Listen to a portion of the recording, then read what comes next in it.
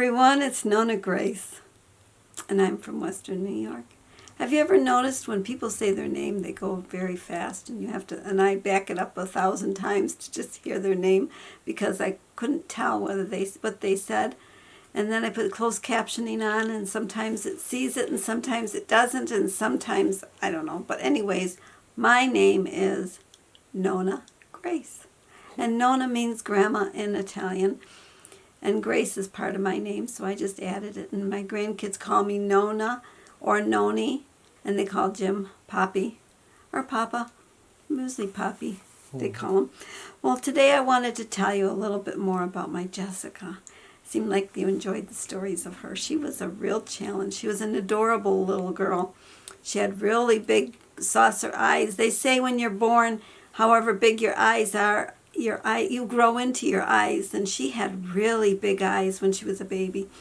I don't know if you've seen those paintings where they have I think they're called the big eyes. I don't know. Something like that. Something like that. They're gorgeous. I love the paintings because they are with big eyes.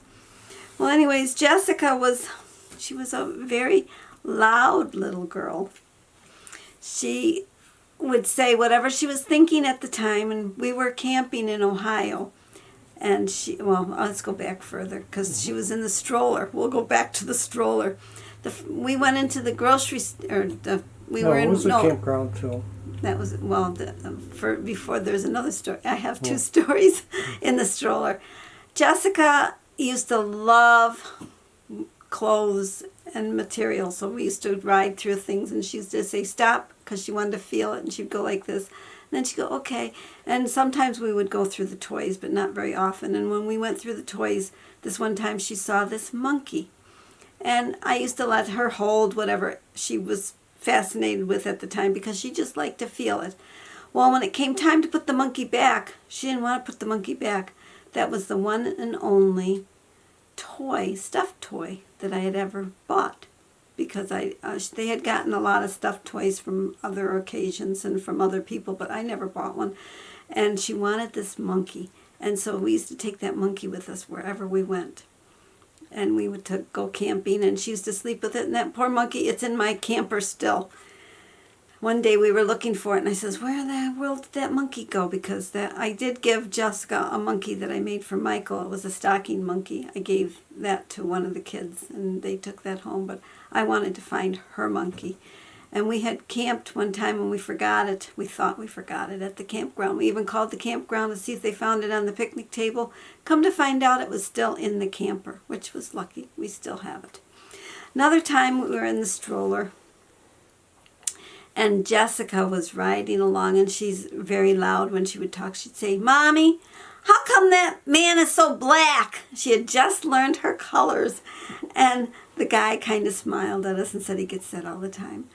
And he was a very, very dark man. And another time we were on a bicycle. Now she's a little bit older, and we were riding in a campground in Ohio.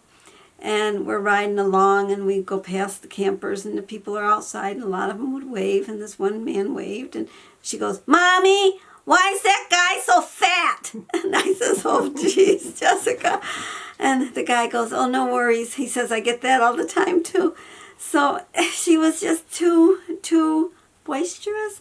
She used to ride on the back of Jim's bike because when she would be riding, she'd be going like this and like this and like this. And, if you're on a bicycle, that's enough to throw you off, where I had Michael on the back of mine, and he would just sit there like a little soldier. He did not move. You wouldn't even know he was back there, but you would know Jessica was behind you. Was there anything else I wanted to tell about her? Let's see. Oh, bee stings. Every time I would go somewhere, and I didn't go very often, very, very seldom did I go because I didn't like leaving the kids. And Jim used to say, oh, you can go. They'll be okay. Yeah, they'll be okay. I would go away. I'd come home, and here'd be Jessica. She had been stung in between the front teeth. She was riding her bicycle and smiling or something, and a bee stung her there, and I came home, and her face was all blown up. And another time I went somewhere, and I came home, and she'd gotten out of the swimming pool, and her hand was like fat, like a big puffy paw.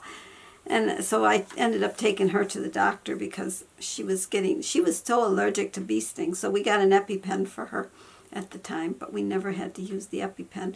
I remember when now she's married, and she called me up. She goes, "Mommy, I just got stung by a bee. What'll I do?" I go, "You got any honey in the house?" She goes, "Yeah." I said, "Put some honey on it. Did you scrape it to make sure the stinger's out?" I don't know what kind of bee it was that stung her. It probably wasn't a honey bee, but we used to put honey on everything. So she put the honey on, and it didn't swell, and it didn't hurt anymore. So whatever it was in the honey did help. So if you get stung by a bee, it's supposed to work on. Just try it. It's supposed to be honeybees that you do that with, but it worked. And so maybe she's grown out of her allergicness to it, allergy to the bee stings. I don't know.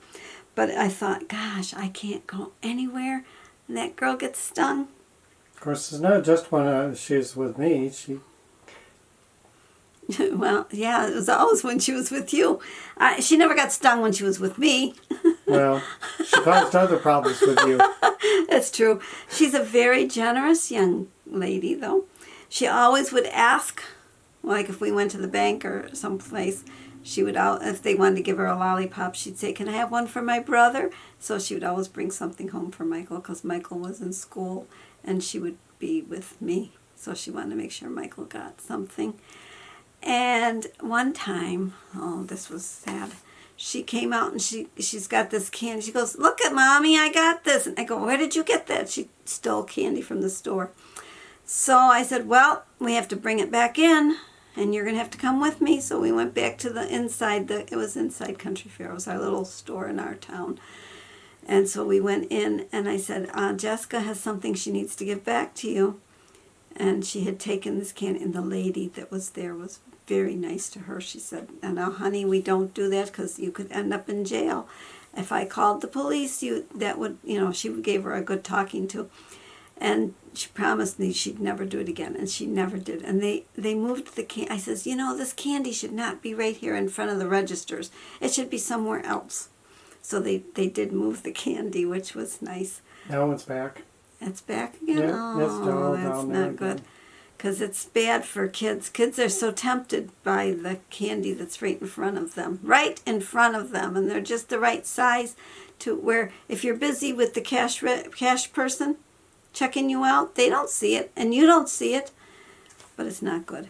Well, that is the stories for today. I hope you all had a great day, and I'll see you all tomorrow. So, bye-bye and ta-ta.